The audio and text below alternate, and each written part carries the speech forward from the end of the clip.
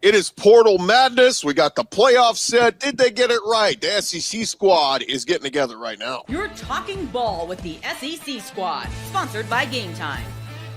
From Alabama to Tennessee, from Georgia to Oklahoma, from Auburn to Texas, it's the local experts of the Locked On Podcast Network bringing you scoops, breakdowns, and the most comprehensive preview of the upcoming SEC weekend.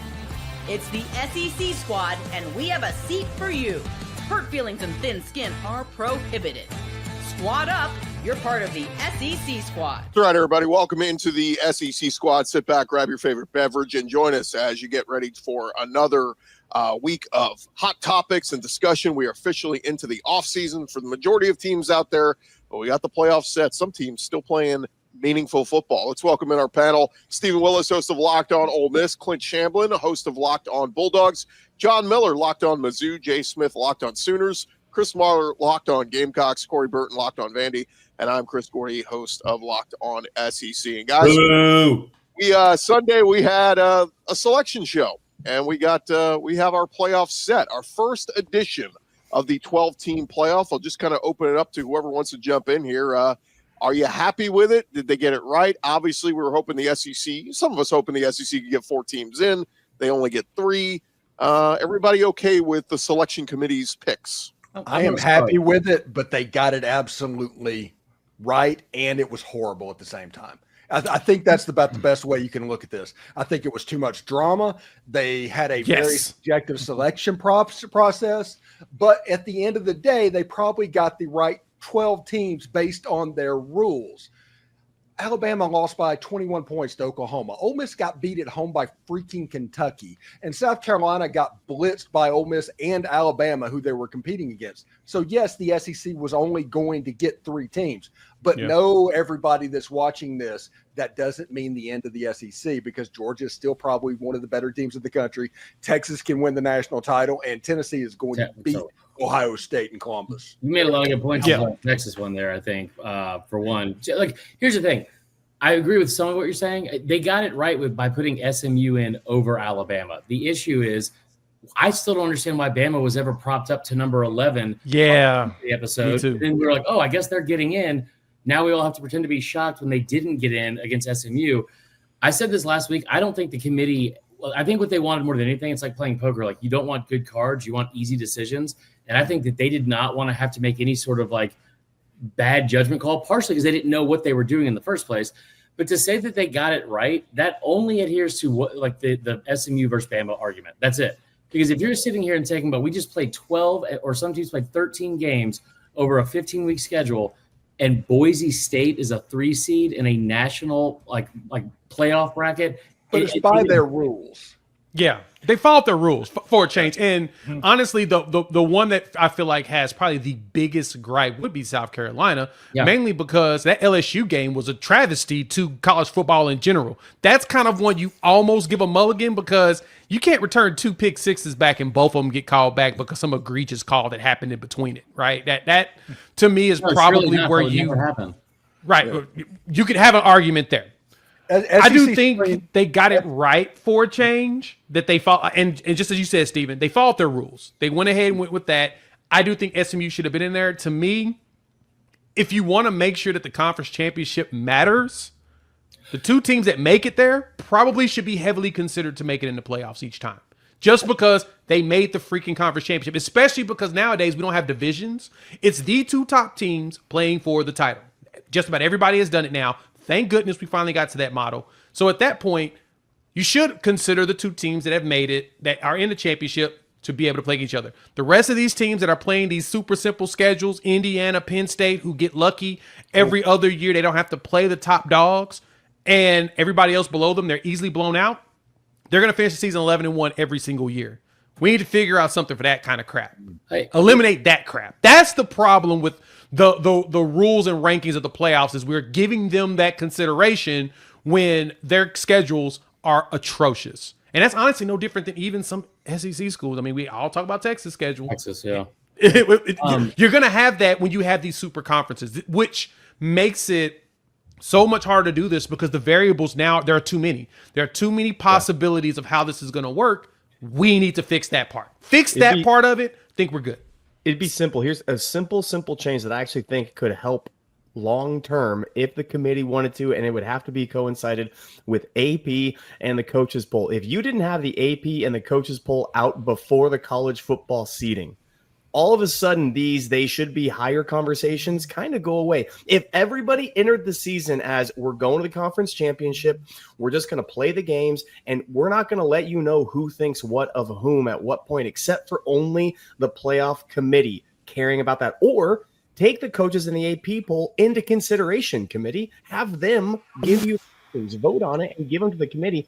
And then when the rankings come out, those are the verified rankings. And all of a sudden, Oregon being one all year. Well, they weren't one all year. They were only one ranking that mattered from week 8, 9, 10 on. All those things. Anyway, just a small little thing that might help this whole argumentation go forward. I want to say one more thing. It's probably the only good point I've made at any point all season, and in my opinion, like this is what I was most dumbfounded by with the committee was they kept saying, hey, listen, conference championship games matter. And even just participating in one, win or lose, that matters. Well, if that's the case, how come that when they made the announcement that Arizona State and Iowa State were playing like that Sunday, we all knew, it was understood to everyone, the winner is getting into the playoff, the loser is out. No matter what, it's not in question. Both those teams had a higher ranked strength of schedule than SMU. Both had a better resume than SMU. So if all conference championship games matter, I'm not sure why that one didn't matter. And then why don't you just tell me that, like, you know what, the ACC championship game is the one that matters most here because it has like the most to lose. Well, if conference championship games matter, like you told us over and over and over again, how come when Clemson won their conference championship, they moved up one spot to 16, the team they beat dropped to 11. So they were 5 spots behind the team they beat 12 hours prior to you releasing the rankings. Like that part makes no sense. Well, they should do more I get what Clint's saying. Like the committee, when they put out their first batch of rankings, should look nothing like the AP and coaches. Like just start from scratch and go, you know what? I got Penn State one or whatever. Like whoever you think is the most impressive that week. And then do you think they should change it drastically every week? Like overreact. If a team just beat a top 5 team on the road, I'm moving them up 10 spots. Like you get a lot of, like, should there be more ebbs and flows instead of this? Well, you moved up 1 spot. Well, you moved down 2 spots. Like, I think there should be more drastic movement week to week based on what's happening. I think Clint's right. I think Clint's right here. We need to abolish the usage of AP and coaches poll when it comes to the college football playoffs. Get rid of that crap. They need to start a whole new setup as far as rankings, because this is what they say. Every week, they start from scratch when they rank the teams, which is why you see randomness in it. But at the same time, there's no consistency to that portion either. I think that's also horse malarkey, but I'm not going to say really bad words on here like I want to, but they claim that that's what they do, and it doesn't seem like they're doing that portion of it. We need to stop using AP polls, especially preseason, because I'm really sick and tired of seeing the AP poll put teams in the top 10, because every year 2 teams in the top 10 are guaranteed to not be ranked by the end of the season. Yep. They get these teams that get that win, that top 10 win. They're like, oh, they've got a top 10 win this season. Come to find out the team is trash, and now they're no longer listed on there. So we got to stop giving that. I don't like rankings before week 4. Give me rankings after the first month is over. Then you have an idea of who teams are, a potential thought of what they could be. Then from there, start creating your rankings. But anything before that, stop. Don't ever tell us at all until week 15. Just make it a surprise at the very end. I'm about to say something that's not very popular. All right. BCS had it right. Not that they need 2 teams. It was a horrible system with 2 teams. Yes, it was. The perfect ranking system for a 12 or a 16 team playoff.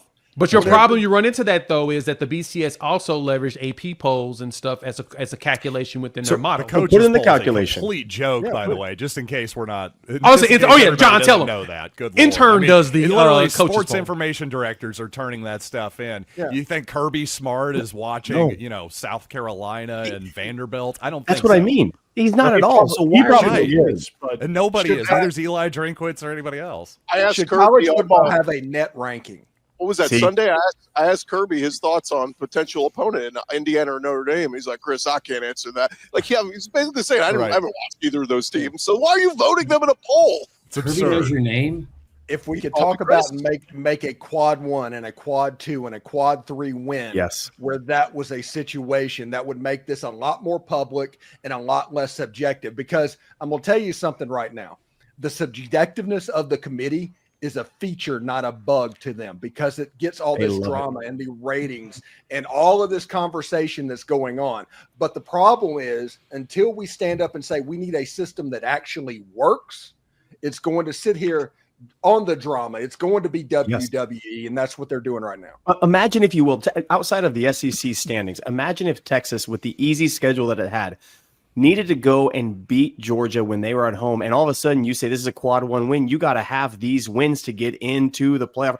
You don't think that game gets more juice than it did? That game fell flat. Texas didn't show up. These other teams that have a chance to go out and get a quad 1 win, there's your scheduling problem taken care of right there. If people want to complain about not scheduling anybody, go get quad 1 wins on the schedule. If you don't have them in your conference, go get them, put them up there, and let the committee decide on them. Steve, you're dead on this. Do that. Well, have a scheduling model where teams are required to play this many, this particular set of out of conference games, or like you have like 2 P5 opponents and no FCS or none of that. And you like Steve said, you have like the tiered system of, hey, you beat a P4 team, that's at this level in their conference, you get this many. Yeah, like basketball, right? Or even like the NFL does. You can do the NFL model where every year your schedule is set based upon how good you are. Then you get a number 1 record, a top team schedule, or you get a bottom team schedule. That way you can have an idea of who these top teams are and start knocking people down, because we know who the heavy hitters are every year. Have the heavy hitters play every year. But I just want to remind everyone watching that's not an SEC fan, nobody forced the Big Ten or the Big 12 or the former Pac-12 to play 9 games. We don't care. You play 2 FCS teams. I don't care at all. I heard they're scared of the snow. So schedule 2 of them. Prove a point. Well, hold that thought, guys. When we come back, we're gonna talk a little bit on that, because there was some messaging around the SEC. Should they just go 4 cupcakes? Should we get rid of playing a Power 4 opponent? We're gonna discuss that coming up next right here on the SEC Squad. More at the Squad in just a second, but I want to remind you guys today's episode presented to you by friends over at Gametime. And if you've not downloaded the Gametime app yet, what are you waiting for? They have got a new feature on the app called the Gametime Picks. And what it's going to do is going to make getting tickets to see your favorite teams play live even easier. Gametime Picks filters out all the fluff to show you only incredible deals on great seats, so you don't have to waste time searching through thousands of tickets. I use it throughout football season. If you're traveling, if you're going on the road to see your favorite team, or just at home, whatever it is, you can use the Gametime app to find the best deals on the tickets that you need to the events you want. Gametime Picks, like we said, that curation process is going to make it easier to save more on sports, concerts, comedy, theater, whatever it is. The all-in pricing, you toggle that feature on to show the total upfront with no surprise fees at checkout. The seat views, you get a panoramic view from your seat in the app before you buy, so you know what to expect before you get there. Download the Gametime app, create an account, use our code LOCKEDONCollege for $20 off your first purchase. Take the guesswork out of buying tickets with Gametime Picks. Terms apply. Again, create an account, redeem our code LOCKEDONCollege for $20 off. Download Gametime today. What time is it? It is game time. Yeah, Coach, just curious your thoughts on these two teams. How much have you gotten to see them at all this year, and just kind of the challenge they both pose? Yeah, Chris, I would be remiss if I even commented. I mean, there we go. So Kirby knows my name. Welcome back to the SEC Squad. Just wanted to get that one in there. It is interesting, guys, with the big topic that came out. Of course, Greg Byrne from Alabama come out and saying we're going to have to really look at how we schedule our future non-conference games. And, look, and everybody brought up, well, Bama went 4-0 in their non-conference. I get the messaging is saying, why make the road tougher on ourselves? Why, if you're A&M, play a Notre Dame, if all you're just looking at is, did you go 10-2? And at the end of the year, we don't really care who you beat non-conference, because we're not really looking at that. Welcome in Spencer McLaughlin from Locked On College Football joining our panel as well. Where are you guys on this? Should we keep the non-conference games? Because Greg Sankey has a rule: you must play a Power 4 team in non-conference every year in the SEC. I hope Bama schedules Mercer 4 times. I hope they schedule him 4 times next time they play. Like there is no reason to schedule anyone difficult on your schedule. Like and let me be clear too. This whole thing about like, well, they got to play a 9th conference game. The Big Ten, all four teams from the Big Ten that are in the college football playoff, They played a combined 1 Power 4 non-conference opponent all season. But yet somehow every year we get to like beat our chest because you played a 9th game against Purdue or Northwestern at 11 a.m. in a high school stadium. It's ridiculous. This is what's ridiculous. Thinking that football is just in a vacuum and playing easy schools will prepare you for your schedule. If you play Mercer 4 times, go for it. You ain't going to be prepared for the SEC schedule. So go for it, Bama. You're going to lose more. We lost to Kentucky after breezing through 4 easy non-conference games. The schedule sets up because football is played on a field, not on a piece of paper. And I don't get these coaches and fans that want to play on a piece of paper in an algorithm when it's a field with flesh and blood. It boggles my mind. That's dark. And here's the one reason why scheduling absolutely should not change. It is subjective. Whatever they want to count that particular year, they count it. Next year could be a completely strength of schedule based year because it is all subjective in the committee room. And this is all about drama. So if all of a sudden the SEC schedules are 8 conference game and play in Mercer 4 times, there's going to be a team that gets left out of the playoff because they played 8 conference game in Mercer 4 times. So, but the different situations that can arise when pondering who the last team to get into the playoff is going to be, isn't that a reason to continue to want to have quality non-conference wins on your schedule? Because what if you're a team like Texas, for instance, who had an SEC schedule this year that I think we all agree was really, really weak, so they don't have a bunch of quality wins. I don't think they have a current top 25 ranked team that they beat on their schedule. If they were in a resume debate coming into the last week of the regular season, wouldn't they benefit if Michigan had been ranked in the top 25? Like I think even though Michigan just ended the year at 7-5, again, it didn't come into play for Texas this year, but I think in the coming years it could. They just lost to the same team for the second time this season. They had to play a backup quarterback. By the way, the 4th time against 8 opponents this year in the SEC, they get to play a backup quarterback. 6 of their 7 wins against teams in the bottom 7 in the SEC standings. They dropped 1 spot. Like we had so much focus on the Bama SMU. I will say this. I will say this. I think Missouri's actually a good sort of counter to maybe the conventional wisdom in the group here, which is if the Tigers had, for example, beaten South Carolina at the end, just gotten a stop, they go 10-2. I'm not so sure they make the field. In fact, I'm pretty sure that they don't. Am I wrong? Since the Tigers would have been blown out by Alabama still, I just think 10-2. Now you're looking at, hey, maybe if the Tigers had beefed up that non-conference schedule a little bit, maybe there's your argument. I think that's my argument. John, I agree. For the most part, yes, I agree that, the committee's kind of telling you to maybe lighten it up on the non-con, but there is a pretty good example there in the Tigers, especially because their SEC schedule is a little bit lacking as well. If you get into those types of seasons, you may want to have a decent non-conference schedule. Yeah, John, I agree. And I don't think it's necessarily that of the 4 non-conference games that SEC teams will play, for those that don't have a protected ACC matchup like Georgia, Georgia Tech, or Clemson, South Carolina, I don't think that it's about you need to have 4 good opponents or 1 FCS and 2 great group of 5s and 1 Power 4. You just need to have 1 game that you can point to and say, hey, this is a feather in our cap.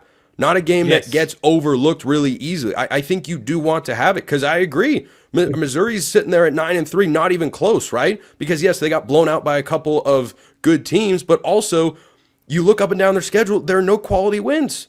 Is that also setting a precedent for, like if you're saying the SEC needs to have at least 1 good extra game because they only play – not saying you said this, but they played 8 conference games.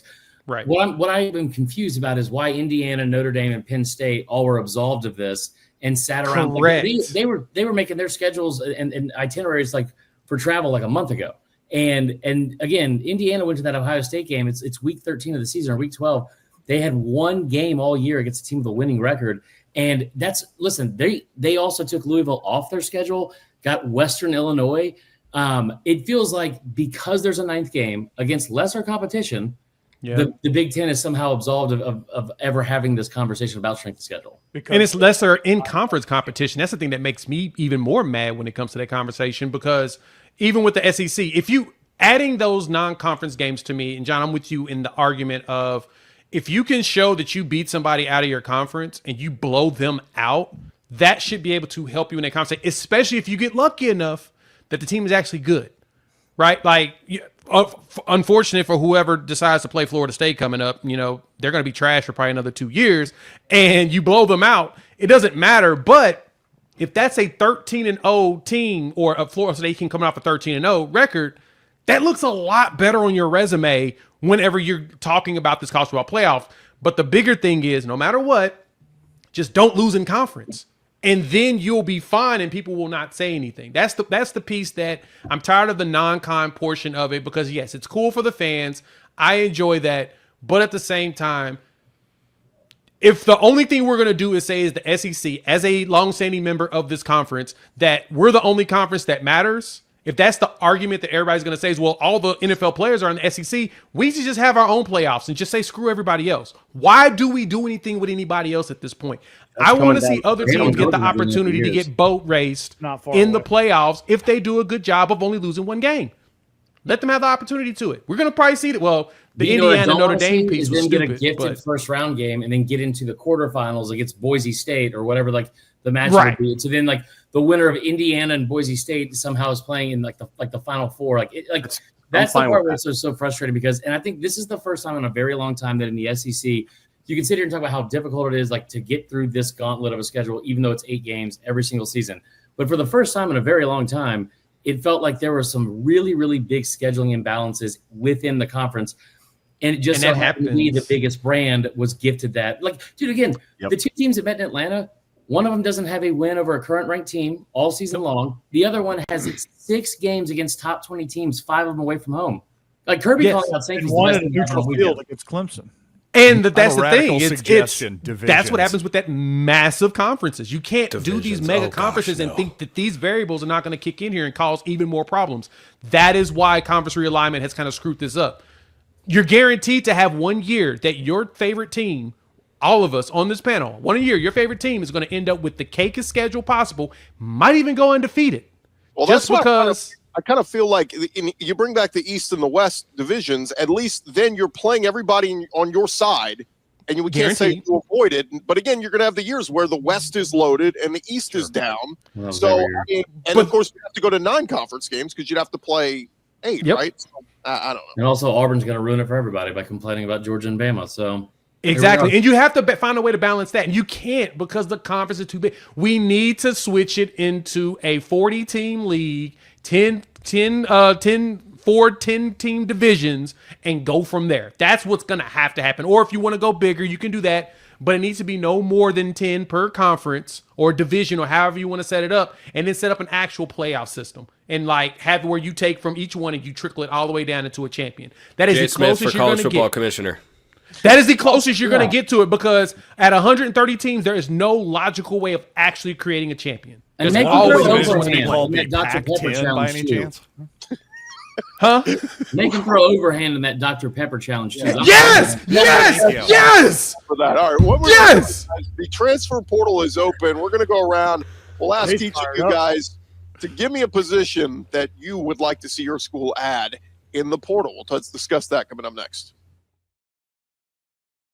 Back to the squad in just a second, but I want to remind you guys, today's episode presented by FanDuel. Of course, you can get ready throughout the rest of the NFL season with FanDuel, America's #1 sportsbook. And right now, new customers can bet $5, get $150 in bonus bets if you win. That's the FanDuel Sportsbook app. Going to give you everything you need to place your live bets all in one place over in the NFL or in college. And when you get a hunch in the middle of the game, you can head over to FanDuel.com. Check out the latest stats, view live play-by-play, and so much more. Just visit FanDuel.com to join today. And they got all the college lines up there as well. Some of these playoff spreads, if you want to get in on Texas minus 11.5 at home against Clemson. If you want to give Tennessee catching 7.5 on the road at Ohio State, they got up there for you at FanDuel.com. That's FanDuel.com. You'll get started with $150 in bonus bets if you win your first $5 bet. Never waste a hunch. Make every moment more with FanDuel, an official sportsbook partner of the NFL. All right, run along here on our SEC squad. And, guys, the transfer portal officially opened on Monday. We're seeing guys leave schools. We're seeing guys go visit other schools already. Let's go around the horn and just you can give me a name you'd love to see at your school or just a position that you think your school absolutely must add in the portal. Steven, let's start with you in Ole Miss. I think somebody to replace Trey Harris is going to be a must for Austin Simmons at quarterback, and somebody to replace Walter Nolan. Those are the two big positions for Ole Miss this season. They were always hurt too. Wide receiver, big for Ole Miss. Clint Shamblin, what about those Bulldogs? I want every single wide receiver that has ever suited up for Georgia this year to leave via the portal, and I want a new batch coming in totality. Arian Smith has saved himself with that fumble recovery down at the 4-yard line, but that is about it. Wide receiver is sincerely. You're calling Featherstone by his name now. Abort. I am Abort. because he recovered that football, he gets his name back on my show. Absolutely. No, wide receiver. Defensively, I think it's going to be fine on the back end. We got very, very young in the secondary. Linebackers are going to be there. Defensive front needs some depth to it because a lot of guys are already rumored to hit the portal. So defensive line, interior, as well as wide receiver. Yeah, when Arian Smith had another drop, at a buddy tell me, well, he must be young. I said, he's a fifth-year senior. He's been there since, I think the Obama administration. Listen, hey, in the broadcast, them calling him not a natural catcher of the ball is just a wild saying about a Georgia wide receiver. Why are you there? John Miller, how about those Mizzou Tigers? What do they need? Yeah, well, after beating number 1 Kansas this past weekend, another shooter maybe. Oh, wait, we're talking football. My fault. I just had to get that in there. But, on the football field, you got to look quarterback. Brady Cook is moving on. There's not an obvious replacement. I think Miller Moss may be the guy. He's visiting today, USC transfer. He's definitely the guy Missouri's definitely focused on. So hopefully we wrap him up by the end of the week. That's my possible have a thought 4-year starter no matter what. All y'all do is replace 4-year starters with another 4-year starter of just the most elite game managing quarterbacks in the country. It's awesome. Well, it's been 3 years of Brady Cook, but no, exactly. Hey, Drew I Lock say Miller Moss might be a package deal, by the way. So there might be a couple of Trojans. There you go. Package deal with who? USC. Another Trojan Trojan. for your Just package. Other running back. I think the running back, yeah.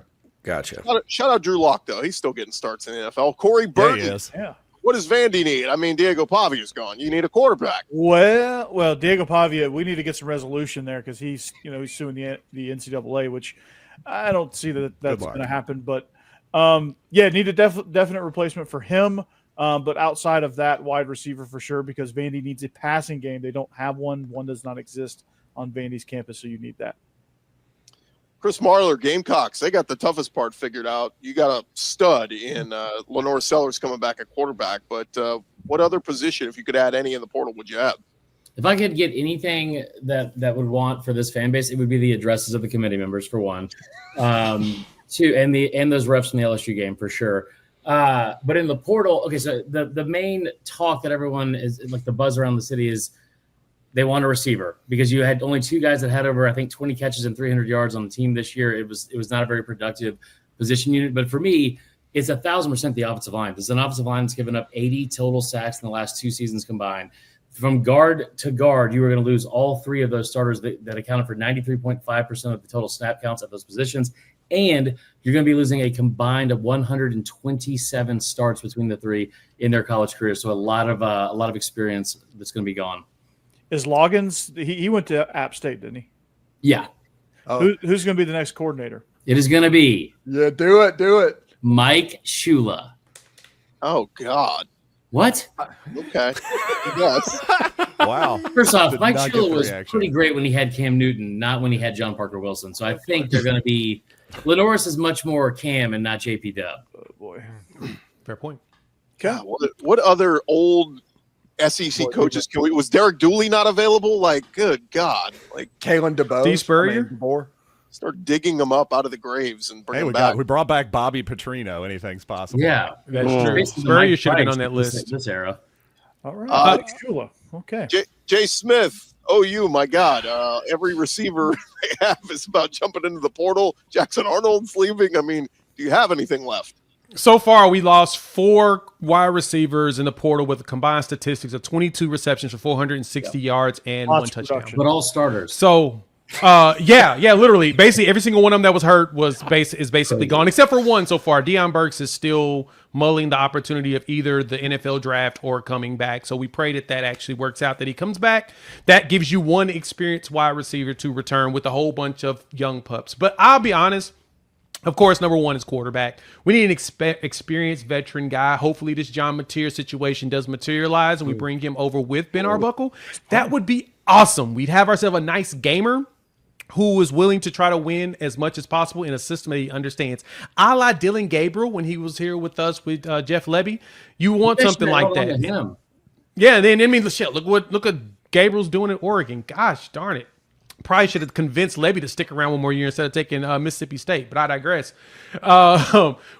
Quarterback, wide receiver are probably the two that's the most important. If I had to say a defensive player, so far we haven't had any casualties really bad over there, but we could use an experienced corner. I think that will probably help out a lot with the young guys we've got in the room right now. Bringing an experienced corner will be fantastic, but man, we need wide receivers. We're gonna look like Texas did last year because they brought in 4 wide receivers last portal and did pretty good with them. They look pretty Hey, good. Jay, just quickly, can I ask you? Do you think the Sooners are going to be after Williams-Nwaneri? So it's funny that you say that name.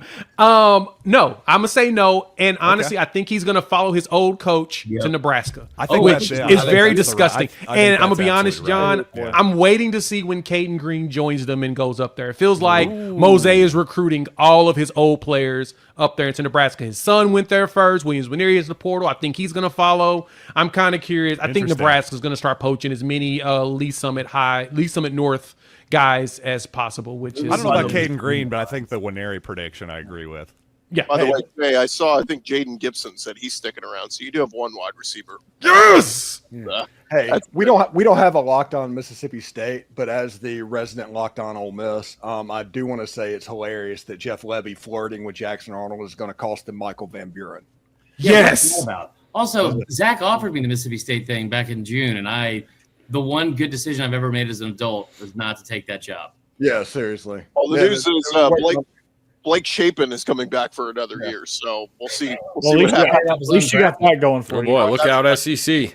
Spencer, I'll give you a dealer's choice. You could pick any SEC school and add a name through the portal. Gosh, can Auburn get a quarterback that doesn't make us all want to gouge our eyes out in the transfer portal? Because that was just so hard to watch the whole season. But I wanted to touch on wide receivers, a couple names. I don't know how heavily they're being looked at by SEC schools, but Micah Hudson, the transfer from Texas Tech, Casey Concepcion from NC State, and one of the newer additions to the portal earlier today as we're recording, J. Michael Sturtevant at UCLA. That's a guy who is a veteran. And that's an appropriate reaction. Time of year. That's a guy who, if he is your number one receiver, you're in good shape. If he's your number 2 receiver, though, he reminds me a little bit of Keandre Lambert-Smith at Auburn, where he could be a go-to sort of guy, but like that is the highest of high-end number 2 wideouts. I actually thought he was done with eligibility after the season. He's been around college football for a while. He's been at Cal. He's been at UCLA. They haven't had prolific offenses anywhere. That guy's got a lot of untapped potential. I would take a look at him if I'm any school that needs a wide receiver. Hey, and if you are looking for somebody that has a chance to do a Trey Harris type of scent, it's Joseph Williams at Tulsa. The AAC freshman of the year. I love that. What about a Juice Wells type of ascent? Oh, he's going to the NFL, man. No, he's not. No, he's not. Hey, it doesn't matter. It's one of those that you don't have to go home, but you can't stay here. I love the fact that Spencer brought up the Auburn quarterback thing, because the first person that they were close, like they started getting crystal balled, was the kid from Stanford who had, I think, Ashton Daniels. Oh, please don't. Please. Oh my gosh. Please. Please, Hugh. An Auburn quarterback. I don't know what is. No, please pull the trigger on that, please. There is nothing about Ashton Daniels that should be starting in the SEC unless he is changing positions or he's a wildcat only quarterback. He's liberal Peyton Thorne. If that is Auburn's solution, Hugh Freeze will be out of a head coaching position before 2025 comes to a close. There is no way Ashton Daniels is a good idea. Zach Blackerby has been teasing us in our group chat saying Auburn has got a bag ready for a splash quarterback, and we're all looking around at the portal going, who the hell is your splash quarterback? Can I give you an under the radar name? Darian Mensah from Tulane. Yes, Mensah. That 6'3", 200. Yeah. Yeah, he was not supposed to start this year, but won the job over a former 5-star recruit in Ty Thompson. I think he was 64%, 22 touchdowns, 6 picks, and in a first year for a head coach after Willie Fritz left for Houston, led him to the American Championship God, we're game. talking about Houston again. Jesus. I love. But Malik Murphy from Duke is visiting Auburn as we speak. That would be a good move. Murphy is a really good quarterback.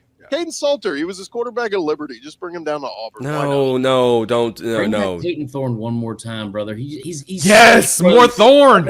I'm telling you. on the schedule next year. I think Caden Salter is Peyton Thorne round 2. Yeah. Freeze to win 6 games now. Robbie Ashford, he's back in the portal. So Deuce Knight as a wide receiver? Yeah, that's kidding. No, it's quarterback. Let's do it. Let's do it. Yellowwood writing checks for the Tulane quarterback. Let's make that happen. All right, that is going to do it for this edition of our SEC squad. We're talking ball next week into the offseason edition. We will also preview some of our playoff games next week. We'll get started with Spencer's a 3-hour show on Houston. Tennessee. Yes. No, I was just on the Big 12 squad earlier. All right, we'll end I it tried to there. get it all out. I couldn't. I just love the Cougars. Make us your first listen. Make your second listen. One of the guys on this panel here, except Spencer. We'll talk to you guys next week. Oh, got him. No Birmingham Bowl projections here. Vandy sold there a lot, man.